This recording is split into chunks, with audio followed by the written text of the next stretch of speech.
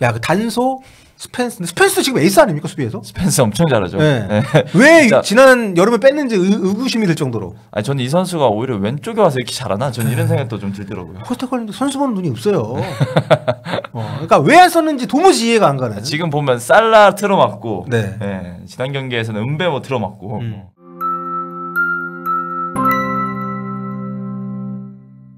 자, 이번 겨울 이적 시장에 많은 팀이 여러 선수들을 영입을 했습니다. 아주 네. 큰 돈들이 많이 오갔었고 특히 성적이 조금 아쉬운 팀들이 돈을 좀 많이 썼는데 그중에 그렇죠. 가장 눈에 띄는 것은 단연 맨체스터 시티입니다. 네. 그리고 역시 올 시즌이 조금 부진한 이제 에스턴 빌라. 그렇죠. 그리고 토트넘 역시 선수 영입을 했는데 이 세 팀이 지금 UEFA 주간 대회에 참가를 하고 있지 않습니까? 네.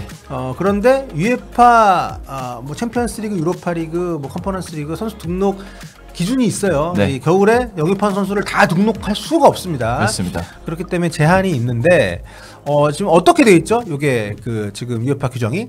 UEFA 규정이 일단은 리스트 A랑 B로 좀 나뉘는데요. 네. B는 이제 21세 이하의 이제 어린 선수들이기 때문에 네. 이거는 뭐 그 상대적으로 좀 여유가 있죠. 그렇습니다. 네. 네. 요거는 이제 뭐 문제가 없는데 네. 이제 리스트 A가 이제 문제입니다. 리스트 A는 전부 다 이제 주요 선수로 다 구성이 되어 있습니다. 일단 조건은 25인 로스터입니다. 여기서 최소 2명 골키퍼가 들어가야 되고요. 네네. 나머지 8명은 뭐 현지에서 잘하는 선수들인데 팀그로운 혹은 홈그로운 이렇게 나뉩니다. 네. 팀그로운 선수 4명, 팀그로운 같은 경우에는 15세부터 21세 사이에 3년 동안 해당 클럽에 뛰어야 되는 선수들이죠. 네. 아무튼 이번 겨울 이적 시장을 거치면서 이제 본격적인 그 그룹 페이지가 끝나고 이제 노가웃 제도 스테이지가 시작되지 않습니까? 여기에 맞춰서 새로운 선수를 이제 3명을 등록을 할 수 있는데 네. 이 3명을 넘게 되면 이제 등록이 안 되는 거죠. 그렇죠. 규정상으로는 신규 선수 3명을 등록을 할 수 있고요. 예외적인 경우가 있는데 첫 번째는 국내 시즌이 같은 해에 시작하고 끝나는 팀. 예, 춘추제. 그렇죠. 춘추제 하는 팀들. 그리고 두 번째는 토너먼트 전에 많은 선수를 매각하는 경우인데 조별리그를 치렀던 그 로스터에서 그 중에 5명이 나가면 4명이 등록이 되고요.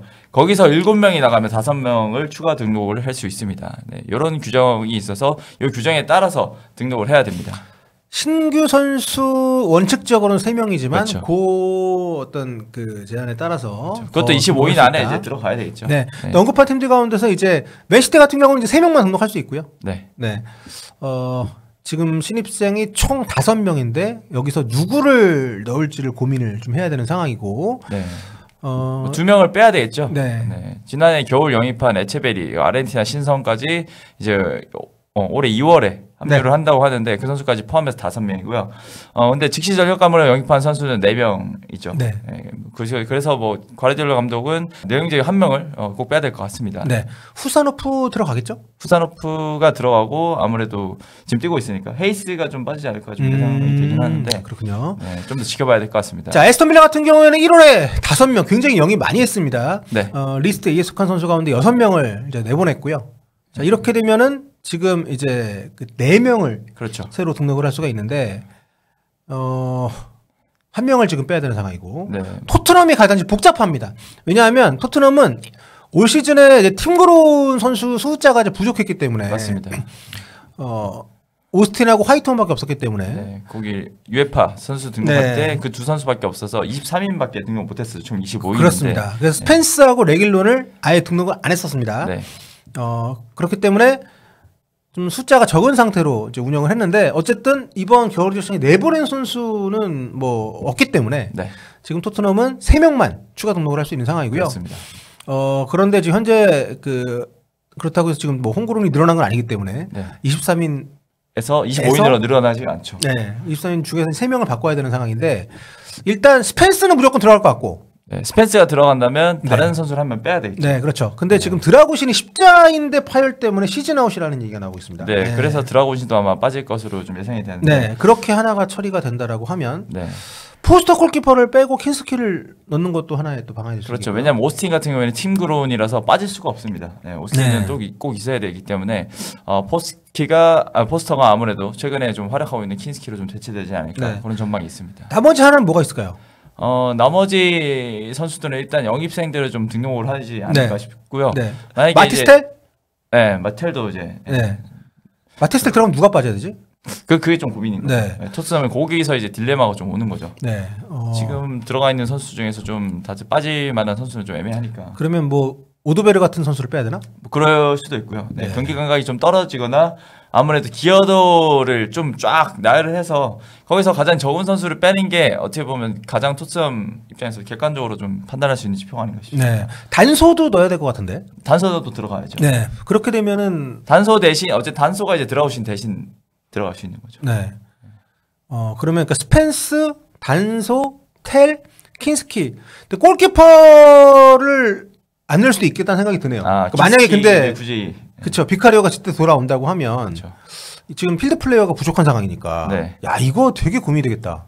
그래서 토트넘이 가장 복잡하고 네. 가장 딜레마에 빠져 있다는 겁니다. 토트넘은 센터백 다 돌아온다고 해도 언제든 한두 명이 무조건 부상으로 나갈 가능성이 있는 네. 축구를 하고 있기 때문에 맞습니다. 저는 단소하고 스펜스는 무조건 들어가야 된다고 보는 쪽이어서 게다가 지금 무도기 같은 경우에도 네. 돌아오면 또 스펜스랑 좀 자리가 겹칠 수 있지 네. 않을까 싶긴 한데. 그래서 오히려 리그에 킨스키를 쓰고 네. 유로파에 비카리오를 쓰더라도 음, 그 필드 플레이어 자리 하나를 좀 더 확보를 하는 게 확보하는 게 낫지 않을까 싶은데 모르겠습니다. 엔지 포스테코글루 감독의 생각이 어떻게 될지 이 부분이 진짜 고민이 되겠네요. 이 부분은 네, 일단 당장 선수 등록이 오는 6일 내일이네요. 내일입니다. 네. 그때 마감이 되기 때문에 하루 만에 정리를 빨리 해서 이렇게 결정을 내려야 될 것 같고요. 그렇습니다. 맨시티도 네. 고민되겠죠. 맨시티는 일단은 16강 플레이오프 맞대결 이게 치러야 되니까. 챔스 결승전을 16강 플레이오프로 합니다. 그러니까 레알 마드리드, 레알 마드리드. 붙는데 맨시티가 요즘 그렇게 좋은 시기가 아니어서 그렇죠. 레알 마드리드에게는 굉장히 좀 운이 따른 대진이라고 생각이 개인적으로 드는데 또 모르죠. 이런 또 그 토너먼트 다른 데이니까. 안첼로티 감독은 계속 맨시티 떨어지기만을 바라고 있었는데 많이 힘든가 봐요. 맨시티와 경기가. 네, 그래서 맨시티랑 경기하기 싫다 이런 얘기를 계속 하다가 결국 맨시티를 만나게 됐습니다. 네, 그렇습니다.